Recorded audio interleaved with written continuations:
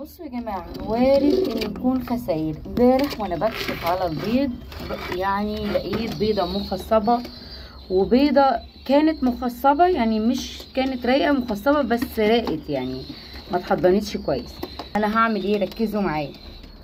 هاخد البيضه دي، القص ده انا مجرباه قبل كده وبيحضن ال3 بيضات وبياكل كمان، بيقدر ياكل 3 زغاليل. وفي حاله ال3 زغاليل طلعوا بالسلامه انا بساعد مع الاهالي. طيب اهم حاجه يكون نفس التوقيت. تمام. هعمل ايه بقى؟ بص كده معايا اهم البيضتين دول مخصبين وكل حاجه، هحط معاهم البيضه الثالثه.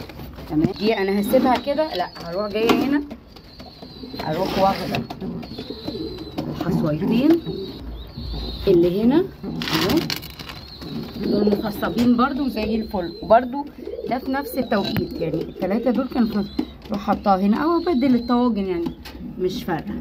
هخلي دول يكملوا اللي هم اساسا تحتيهم واحد اهو اهو، هيحضنوا هنا البيضتين دول.